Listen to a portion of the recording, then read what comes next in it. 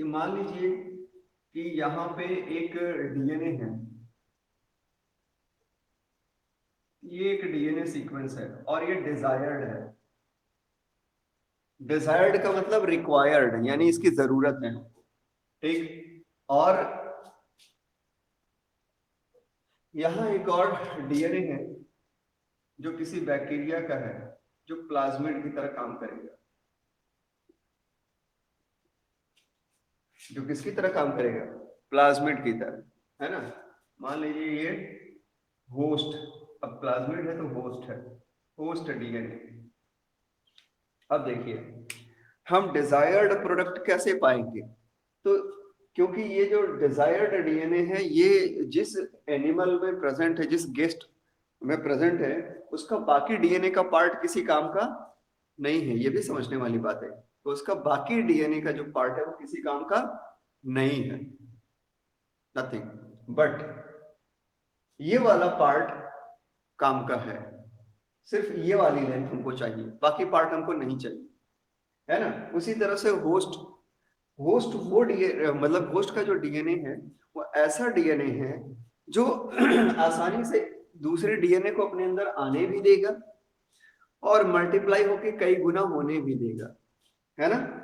अब मान लीजिए कि भाई अब ये तो डीएनए बहुत बड़ा होगा और भी लेंथ में होगा, है ना। तो सबसे पहले क्या करना होगा कि उस डीएनए को कट करना होगा। तो रेस्ट्रिक्शन एंडोन्यूक्लियस एंजाइम की हेल्प से ये पर्टिकुलर सीक्वेंस पे कट होगा, डिजायर्ड डीएनए पार्ट मिलेगा।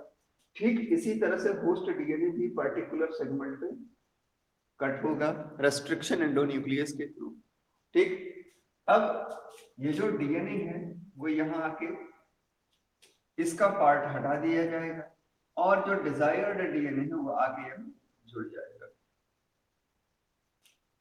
ये आपने देखा ये सब कैसे हो रहा है? ये एंजाइम्स, टूल्स और टेक्निक्स की मदद से हो रहा है, इसलिए तो बायोटेक्नोलॉजी है ना।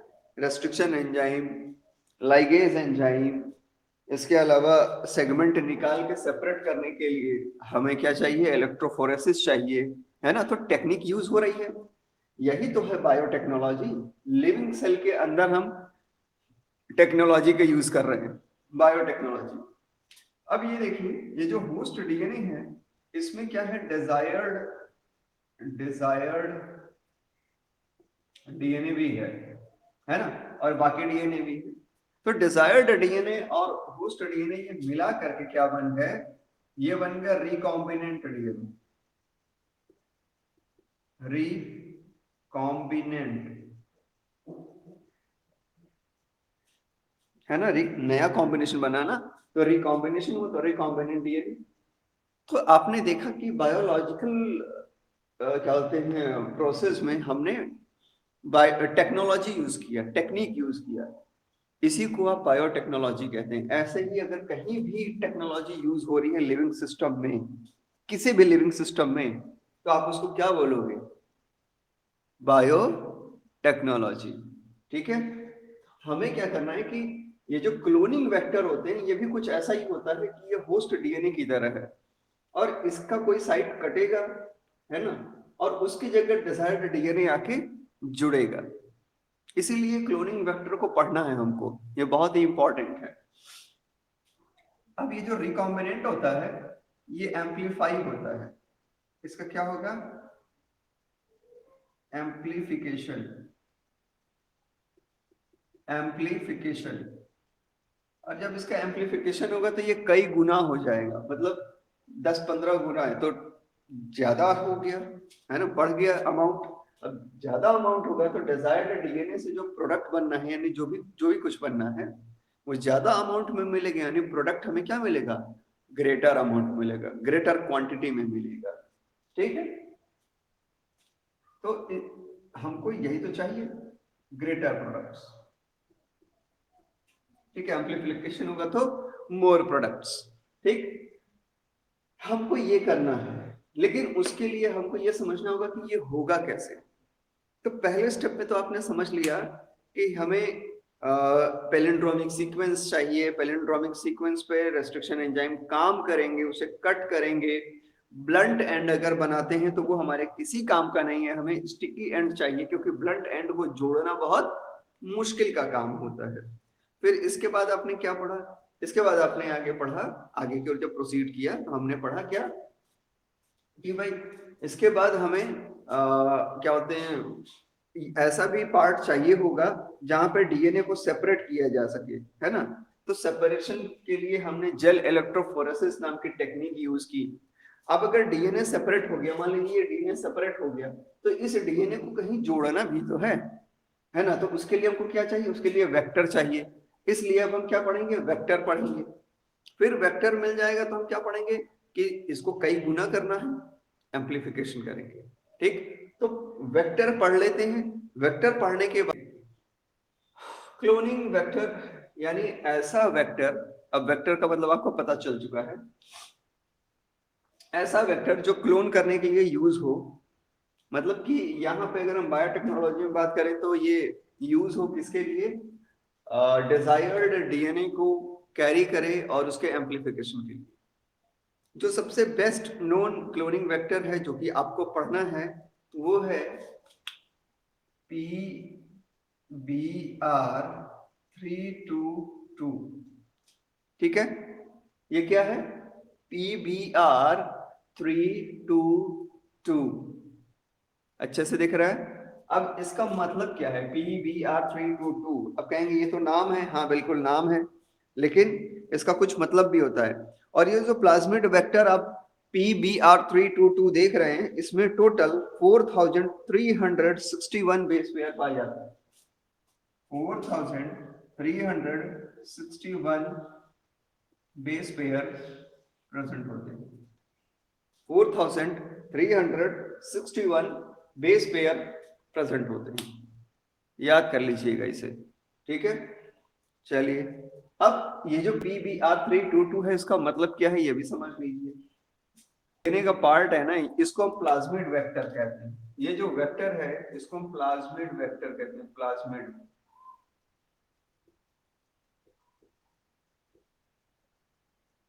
क्या किसी को पता है कि प्लाज्मिड कहाँ पाया जाता है? मतलब प्लाज्मिड नाम का डीएनए कहाँ होता है? नहीं पता है? मैं बता देता हूँ। मान लीजिए कोई बैक्टीरिया है, ई कोलाई को मान लीजिए, ई कोलाई बैक्टीरिया डीएनए है। ठीक है, इस डीएनए के अलावा भी एक छोटा डीएनए प्रेजेंट हो सकता है, हर एक ई कोलाई में नहीं होगा, ये याद कर लीजिए। Point to be noted that the vector is present in bacteria but essentially this is not present in all.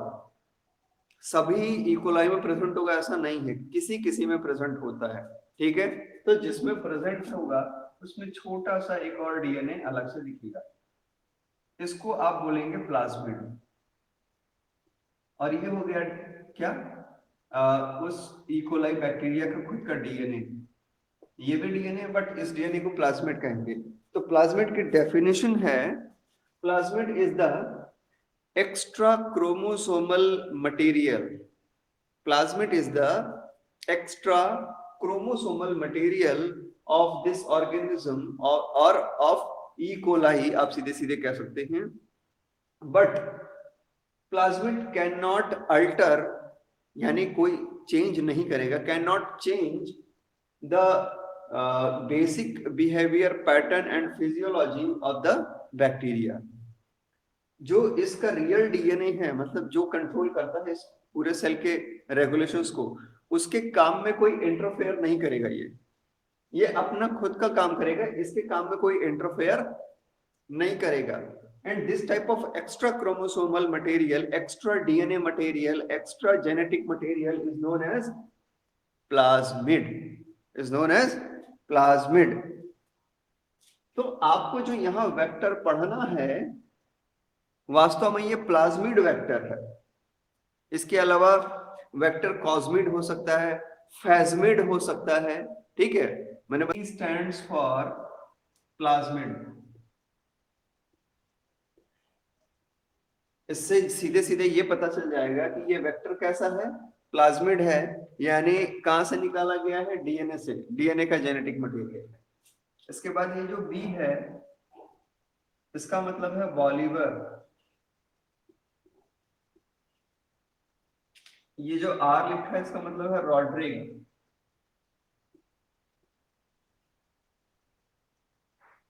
ठीक है।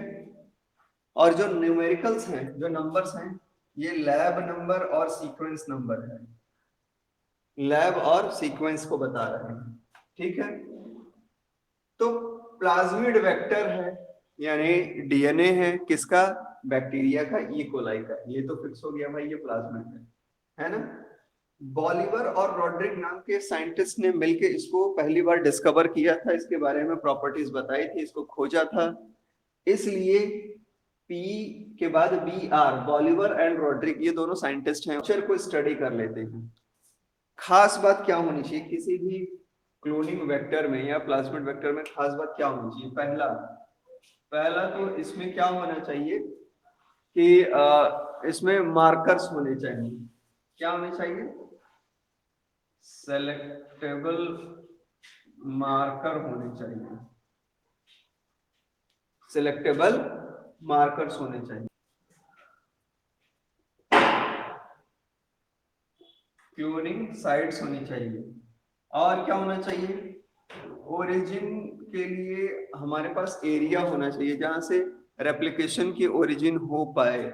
और क्या, यहाँ पे देखिए इसमें PBr322 क्यों अच्छा माना जाता है?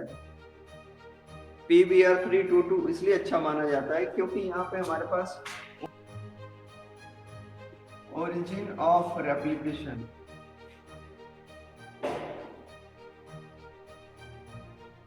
ओरिजिन ऑफ रेप्लिकेशन, ये क्या है? Origin of replication. रेप्लिकेशन तो आपने पढ़ा ही है, जब डीएनए अपनी जैसी ही कई कॉपी बनाना शुरू करता है, एग्जैक्ट कॉपीज, तो उसी को हम रेप्लिकेशन कहते हैं। यही तो होता है ना। तो कहीं से भी रेप्लिकेशन तो शुरू नहीं होगा, उसके लिए कोई स्पेस चाहिए, कोई जगह चाहिए जहां से वो स्टार्ट हो। तो ये क्या है? ORI। तो अगर किसी प्लाज्मिड में, कोई भी प्लाज्मिड हो सकता है, किसी प्लाज्मिड में अगर ORI प्रेजेंट है, ऐसा जरूरी नहीं कि हर प्लाज्मिड में ORI प्रेजेंट हो, लेकिन अगर किसी प्लाज्मिड में ORI प्रेजेंट है तो वो बहुत ही बेस्ट माना जाएगा।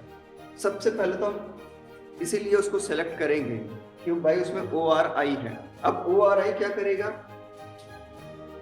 रेप्लिकेशन कराएगा, है ना, कि मतलब बार बार उससे डीएनए बनते रहेंगे। इसके अलावा कितने डीएनए बनेंगे, नंबर ऑफ कॉपीज, जैसे PBr322 की अगर हम बात करें तो ये लगभग 15 कॉपीज बनाता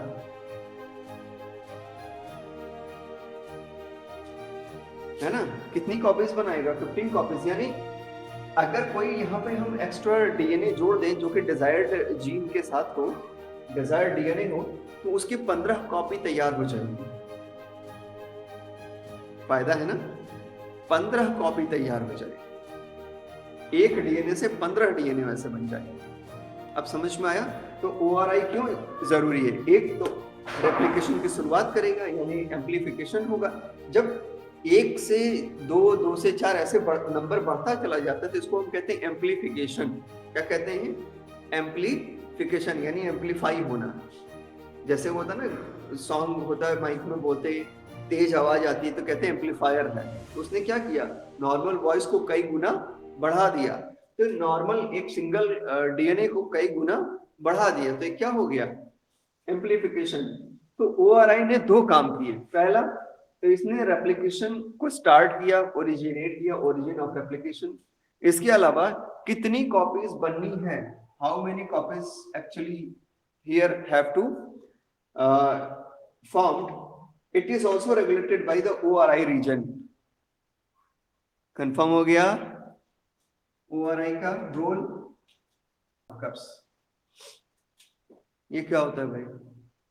मार्कर देखा ना, मार्कर। मार्कर से क्या करते हैं? मार्क कर देते हैं, टिक कर देते हैं, या कुछ लिख देते हैं,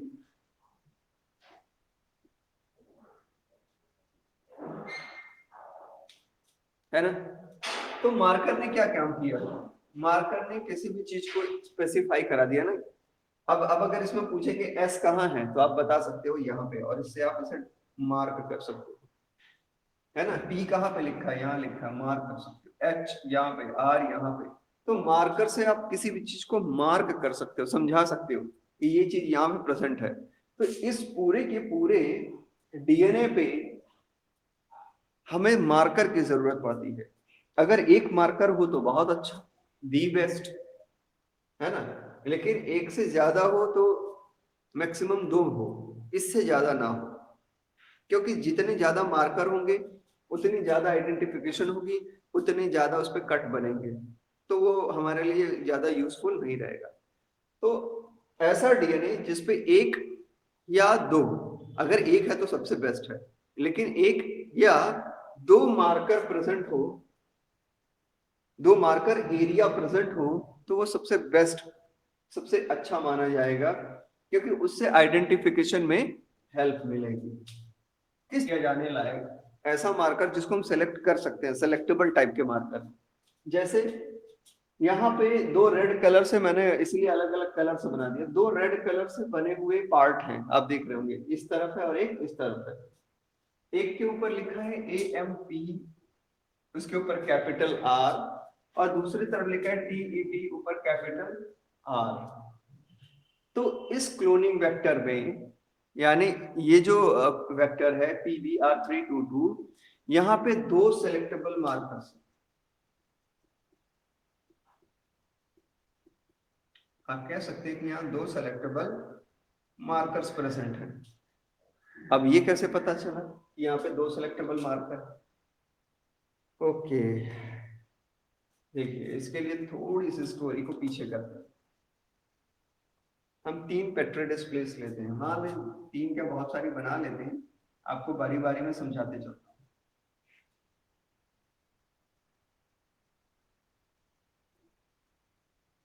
ठीक है, ये हमने पेट्री प्लेट्स बना दी।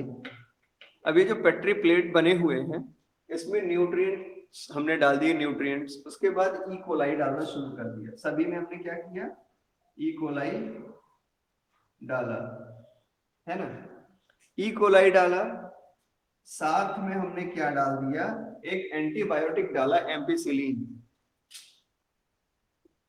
एम्पिसिलिन, ठीक है। इसी तरह से यहाँ पे हमने ई कोलाई डाला, और यहाँ पे डाल दिया एक और दूसरा क्या होते हैं एंटीबायोटिक डाल दिया, टेट्रासाइक्लिन। क्या डाल दिया भाई, टेट्रासाइक्लिन,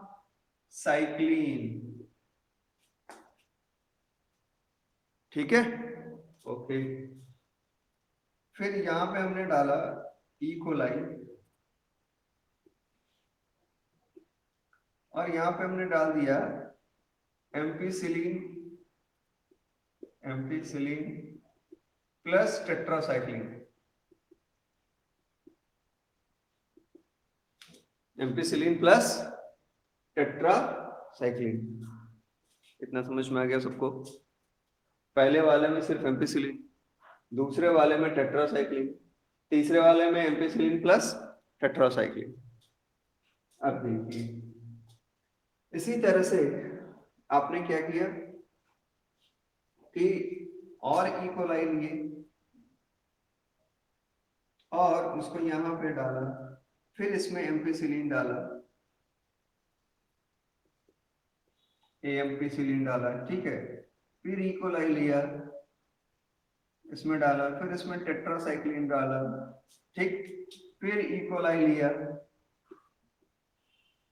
इसमें न्यूट्रिएंट मीडियम में रखा, ग्रो होने दिया, और इसमें भी क्या डाला हमने, एम्पिसिलिन प्लस टेट्रासाइक्लिन।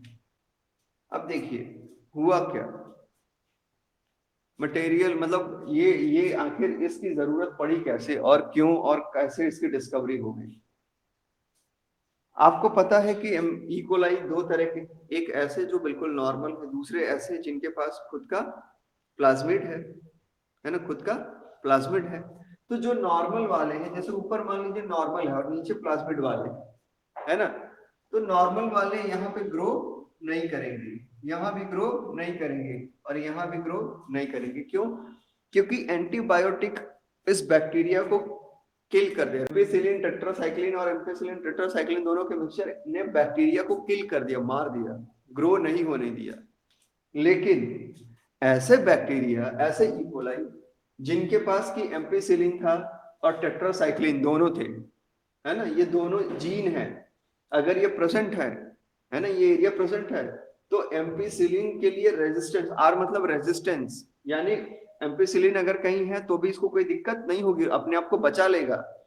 और टेट्रासाइक्लिन भी अगर पड़ा है तब भी उससे रेजिस्टेंस है, उससे भी बचा लेगा। अब देखिए, जहां पे सिर्फ एम्पिसिलिन था वहां भी ये बैक्टीरिया ग्रो किए, यानी इसमें कौन सा मार्कर प्रेजेंट है, एम्पिसिलिन मार्कर प्रेजेंट है। फिर केवल टेट्रासाइक्लिन डाला, यहां भी बैक्टीरिया ग्रो कर गया, मतलब इसमें टेट्रासाइक्लिन बैक्टीरिया मार्कर भी प्रेजेंट है। दोनों डाल दिया, दोनों में ग्रो हो गया, तो कंफर्म हो गया कि इसमें एम्पिसिलिन भी है और टेट्रासाइक्लिन भी है। आपको समझ में आ गया इनका, इनकी मतलब इनका महत्व क्या है, इनकी इंपॉर्टेंस क्या है, और किस तरह से ये समझ में आया कि ये दोनों प्रेजेंट हैं या एब्सेंट हैं। क्लियर हो गया या फिर से समझ? ठीक है, तो ये सेलेक्टेबल मार्कर्स हो गए। इससे क्या फायदा होगा? अब इससे कम से कम इतना तो पता चल गया कि एम्पिसिलिन और टेट्रासाइक्लिन रेजिस्टेंट एरिया इसमें प्रेजेंट है। ठीक, सेलेक्टेबल मार्कर हो गए तो फिर हमें क्लोनिंग साइट ढूंढना होगा, और ये क्लोनिंग साइट बहुत सारे हो सकते हैं। किसी भी एक क्लोनिंग वेक्टर पे बहुत सारे क्लोनिंग साइट हो सकते हैं। अब क्लोनिंग साइट क्या होते हैं? क्लोनिंग साइट पर्टिकुलर डीएनए के सीक्वेंस होते हैं। जैसे आपको पता ही है कि ई को R1, eco R1, eco R1 यानी ऐसा एंजाइम है, एक ऐसा एंजाइम है जो किसी पर्टिकुलर सीक्वेंस पे जाके कट करेगा। ई को R1, जैसे आप लोगों को एक पता होगा ये एंजाइम डीएनए के उस सीक्वेंस को कट करता है जहां पे 6 बेस पेयर एक साथ मिले, और वो किस तरह से अरेंज हो, G A T T C। अगर इस फॉर्म में अरेंज है गाटक, है ना, यानी GAATTC,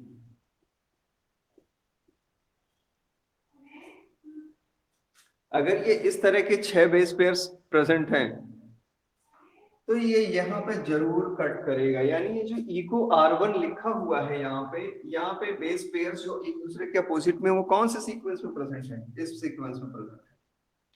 ये समझ में आ रहा है? तो आप यहाँ पे देख रहे हो बहुत सारे नाम लिखे, HIND3, CLA1, BAMH1, SAL1, है ना, PVU2, इसी तरह से PST1, PVU1। तो ये क्या है? ये जहां जहां पे ये लिखा हुआ है वहां पे ऐसे ही पैलिंड्रोमिक सीक्वेंस, इसीलिए पैलिंड्रोम पढ़ा गया है। तो ये जहां जहां पे लिखा हुआ है ऐसे ही यहाँ पे पैलिंड्रोमिक सीक्वेंस है। और ये जो एंजाइम है यानी BAMH1 एंजाइम अगर यहाँ पहुंचेगा तो उस पैलिंड्रोमिक सीक्वेंस को आइडेंटिफाई करके उसको कट कर सकता है, क्योंकि वो रेस्ट्रिक्शन एंडोन्यूक्लियस की तरह बिहेव करेंगे ये सब, है ना, बायोलॉजिकल या मॉलिक्यूलर सीजर की तरह है, तो ये कट करेंगे। तो ये जो साइट आप देख रहे हो जहां पे ये सीक्वेंस प्रेजेंट है ना, ये जो पर्टिकुलर साइट है जहां पे क्या है, सीक्वेंस प्रेजेंट है, कौन से पैलिंड्रोमिक सीक्वेंस प्रेजेंट है, जहां पे एंजाइम कट करेगा, इसको क्या बोलते हैं? Cloning site. यानी यहाँ पे क्लोन आके बन सकता, जो बाहर से डीएनए आएगा वो इसमें जुड़ सकता है, यहाँ पे आके क्लोन बनाया जा सकता है। ये समझ में आया? क्लोनिंग साइट्स हो गए। So this is all about the cloning vector. मान लीजिए कि ये एक कल्चर प्लेट है, this is the culture plate. अब इस कल्चर प्लेट में ग्रोइंग मीडियम है यानी न्यूट्रिएंट मीडियम, ठीक है। इस न्यूट्रिएंट मीडियम में हमने क्या किया, हमने बैक्टीरिया को पुट किया, ई कोलाई को इसमें रखा, ठीक है। साथ ही साथ क्या किया, इसमें हमने एक एंटीबायोटिक डाल दिया एम्पिसिलिन, एम्पिसिलिन है ना, इसको भी हमने पुट किया। हमने रिजल्ट चेक किया तो पता चला कि जितने भी ई कोलाई बैक्टीरिया थे, तो रिजल्ट क्या हुआ इसका, result all bacteria, all bacteria killed, all bacteria killed, सारे बैक्टीरिया मर गए। ओके, देन अगेन दूसरी कंडीशन ली हमने, और दूसरी कंडीशन में भी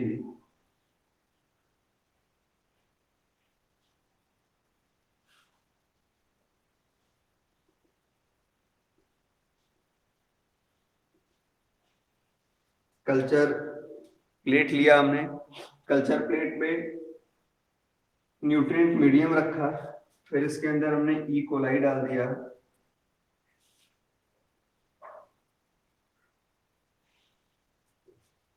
और ई कोलाई डालने के बाद एक दूसरा एंटीबायोटिक डाल दिया, दैट इज टेट्रासाइक्लिन,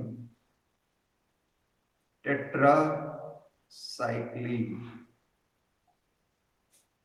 फिर से हमने रिजल्ट को चेक करने की कोशिश की, तो रिजल्ट हमने चेक किया, हमें जो रिजल्ट मिला वो क्या हुआ, दैट ऑल बैक्टीरिया डाइड, सभी बैक्टीरिया यहाँ भी मर गए। इसका मतलब ये हुआ, ये जो ई कोलाई हमने यूज किया, बैक्टीरिया यूज किया, इसमें से किसी भी ई कोलाई के पास एंटीबायोटिक से बचने के लिए कोई जीन प्रेजेंट नहीं था, मतलब कोई रेजिस्टेंट पार्ट इसमें डेवलप नहीं हुआ था। सिमिलर इसी तरह से थर्ड कंडीशन देखते हैं, थर्ड कंडीशन में भी हमने क्या किया, सेम एक कल्चर प्लेट लिया,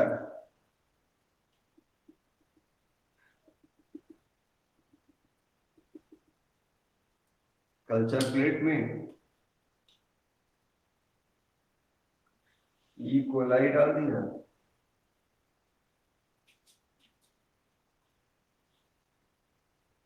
और यहाँ पे फिर से एम्पिसिलिन,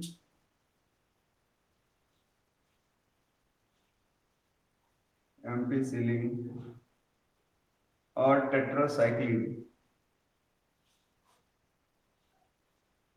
दोनों ही ड्रग यूज कर लिया हमने, है ना, एम्पिसिलिन भी और टेट्रासाइक्लिन भी, दोनों ही ड्रग यूज किया। इसके बाद हमने रिजल्ट चेक किया, तो रिजल्ट में क्या मिला कि कुछ बैक्टीरिया सरवाइव कर गए, बाकी किल हो गए। Some bacteria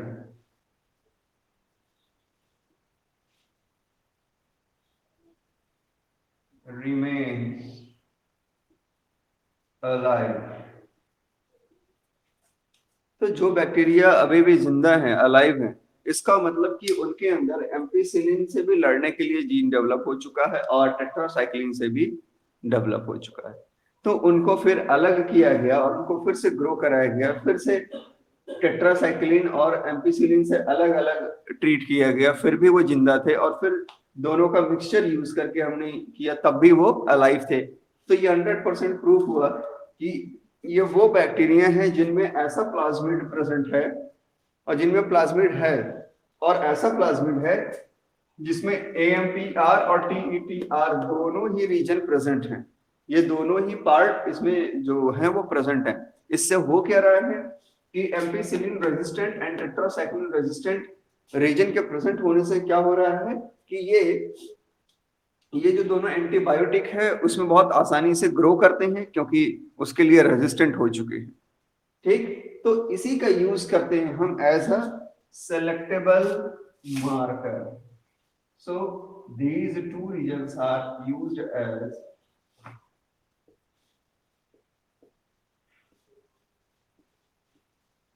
selectable marker. Selectable marker की कहानी आप समझ गए, सेलेक्टेबल मार्कर कैसे चूज किया गया, कैसे पता किया गया। अब ये जो सेलेक्टेबल मार्कर हैं, इन पे कुछ स्पेसिफिक रीजन है सेलेक्टेबल मार्कर्स पे, है ना।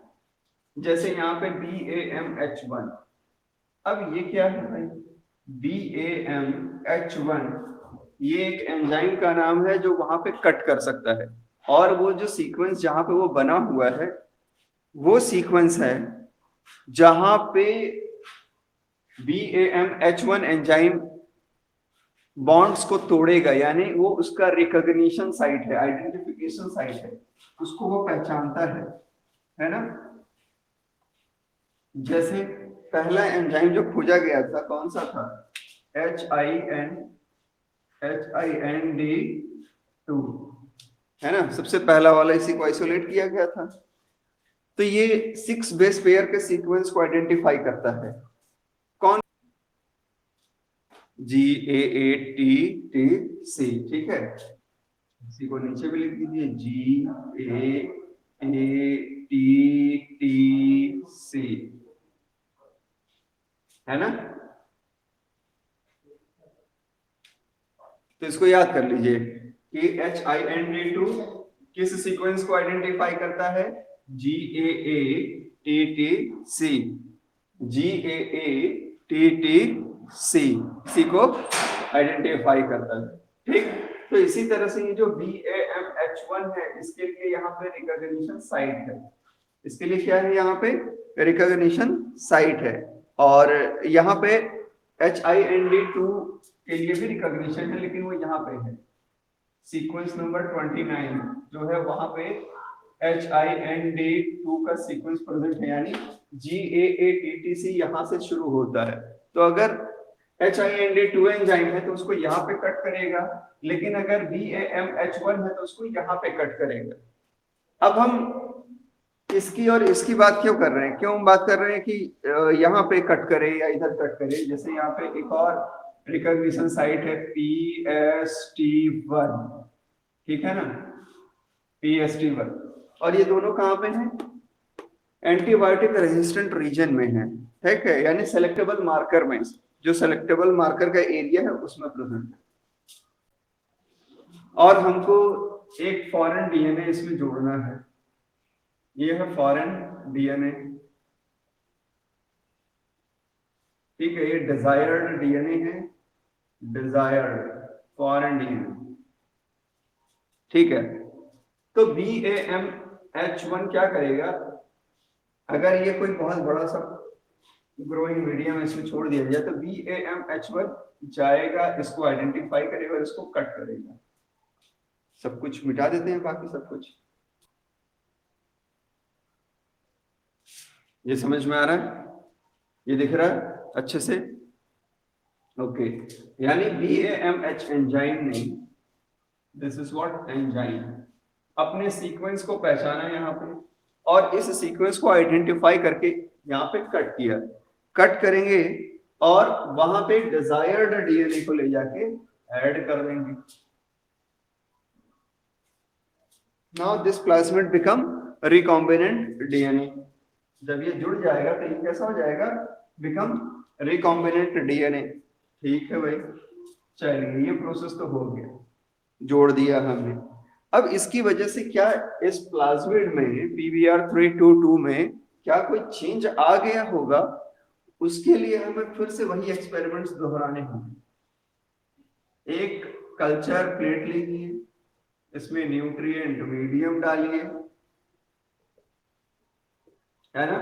अब इसमें ये जो रिकॉम्बिनेंट है, रिकॉम्बिनेंट है ना, रिकॉम्बिनेंट PBr322, यानी रिकॉम्बिनेंट डीएनए भी शॉर्टकट में कह सकते हैं। अब इसको इंसर्ट करिए, इसको यहां डाल दीजिए, ग्रो होने दीजिए, ठीक। और साथ में क्या डालना है, साथ में एम्पिसिलिन डाल दीजिए, एम्पिसिलिन। एम्पिसिलिन एंटीबायोटिक है, बैक्टीरिया मर जाएगा। लेकिन इस केस में क्या होगा, रिजल्ट क्या होगा, result that all bacteria survived. All bacteria alive, है ना, सर्वाइव कर जाते हैं। इसका मतलब कि अभी भी ये जो रिकॉम्बिनेंट प्लाज्मिड है या डीएनए है, रिकॉम्बिनेंट डीएनए है, अभी भी इसमें एंटीबायोटिक एम्पिसिलिन जो है उसके लिए रेजिस्टेंट जीन एक्टिवेट है, यानी रेजिस्टेंट पार्ट है, यानी अभी भी वो रेजिस्टेंट है। ये पता चल गया, ठीक है। फिर इसी तरह से हमने एक और कल्चर प्लेट लिया, ठीक है भाई, और यहाँ पे इस रिकॉम्बिनेंट डीएनए को पुट कर दिया, जिंदा रहने दिया, अपनी कॉपीज अपनी जनरेशन को आगे बढ़ाने दिया। साथ ही साथ यहाँ पे क्या किया, टेट्रासाइक्लिन को डाल दिया।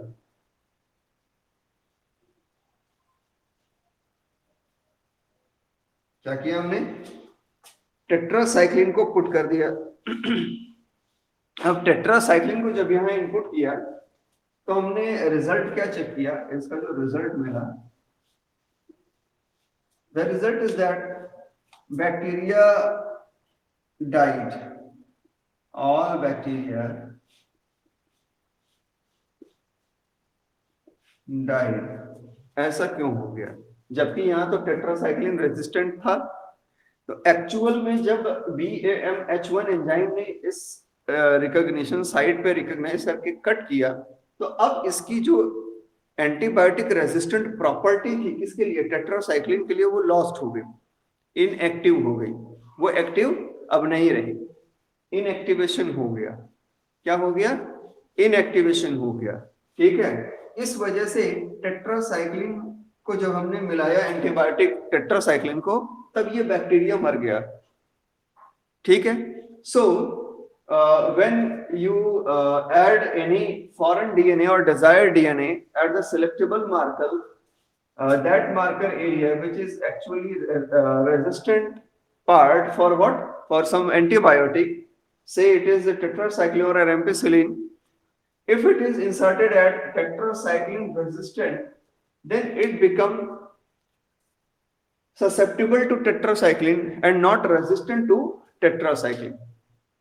This is now not resistant to tetracycline. That's why you can say that this plasmid PBr322 become inactive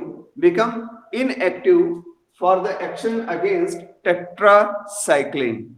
Action against tetracycline. And this type of inactivation, it is due to insertion of desired DNA. It is what, insert. So this type of inactivation is known as insertional inactivation.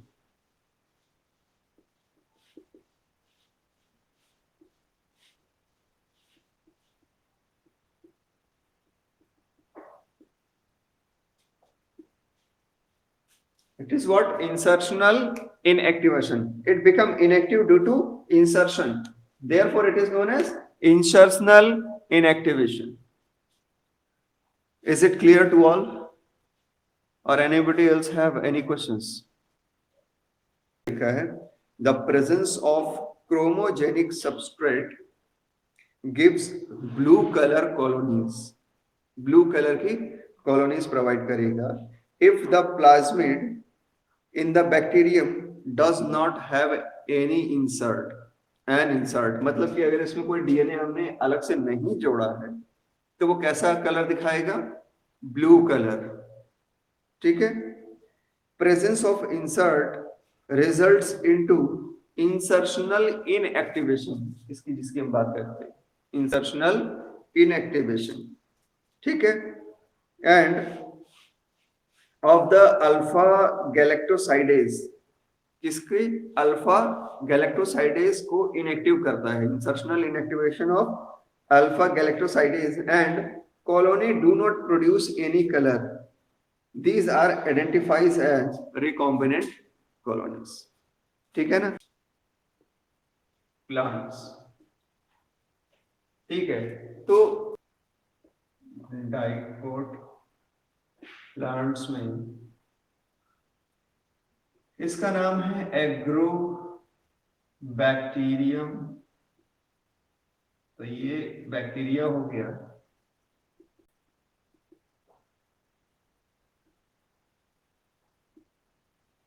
Agrobacterium ट्यूमेफेसियंस करता क्या है कि जो dicot plant है उनके root में जब जाता है तो वहां पे गोल गोल गांठ प्रोड्यूस करता है जिसको ट्यूमर कहते हैं। ये क्या करता है? ट्यूमर कॉज करता है। कैंसर मतलब प्लांट में भी ट्यूमर कॉज कर देता है। ठीक।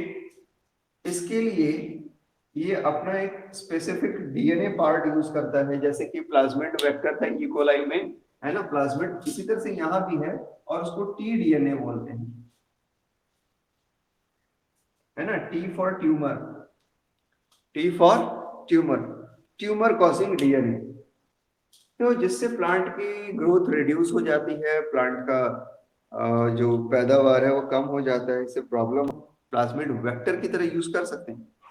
तो बाद में हमने आइडेंटिफाई किया कि ये जो टी डीएनए वाला पार्ट है अगर इसको कट करके निकाल दें और इसकी जगह कोई हम डिजायर्ड जीन डाल दें, तो क्योंकि ये एग्रोबैक्टीरियम ट्यूबिफेशियंस जो है आसानी से प्लांट के रूट में एंटर कर ही रहा है, तो वो करेगा और टी डीएनए की जगह यूजफुल डीएनए अपना वर्क करेगा। समझ में आया? तो हुआ क्या कि इस ट्यूमर इंड्यूसिंग पार्ट को यानी जो ट्यूमर कॉजिंग पार्ट है टी डीएनए, इसको कट किया और इसकी जगह यूजफुल डिजायरेबल पार्ट हमने यूज किया। यूजफुल पार्ट है ना, यूजफुल पार्ट को हमने इंसर्ट किया, उसको हटाया और उसकी जगह यूजफुल डीएनए हमने डाल दिया, that is desired DNA. Desired DNA को इंसर्ट कर दिया। अब इसको फिर से जब प्लांट में डाला गया तो प्लांट हेल्दी हुआ और उसमें जो डिजायर्ड डीएनए था उसने अपना वर्क किया, है ना, प्लांट को अच्छा बना दिया। तो इस तरह से हमने इसको मॉडिफाई कर लिया। अब ये प्लांट में डिजीज कॉज करने की बजाय प्लांट के लिए हेल्पिंग हैंड हो गया, हेल्पफुल फैक्टर हो गया, क्योंकि ये टी डीएनए से बनाया गया प्लाज्मिड था, इसीलिए इसका नाम टीआई प्लाज्मिड रखा गया। क्या रखा गया भाई? टीआई प्लाज्मिड, है ना। T for tumour, I for inducing, tumour inducing plasmid, यानी नॉर्मली ये प्लाज्मिड होस्ट, कॉम्पिटेंट होस्ट, क्या बोलते हैं उसको? Competent host. ये कोई भी हो सकता है कॉम्पिटेंट होस्ट, ये एक प्लांट हो सकता है, ये एक एनिमल हो सकता है, ये एक बैक्टीरिया भी हो सकता है ना। तो हमें ऐसा कॉम्पिटेंट होस्ट ढूंढना होता है जिसमें आसानी से हम डीएनए को ट्रांसफर कर पाए। अब ट्रांसफर करने के लिए फिर से हमें टूल्स और टेक्निक्स की हेल्प लेनी पड़ेगी। तो अगर नॉर्मली वो एनिमल सेल है तो सीधे सीधे न्यूक्लियस में हम जो हमारे पास प्लाज्मिड वेक्टर है उसको सीधे सीधे न्यूक्लियस में ट्रांसफर करते हैं। इसके लिए हम माइक्रो इंजेक्शन मेथड यूज करते हैं।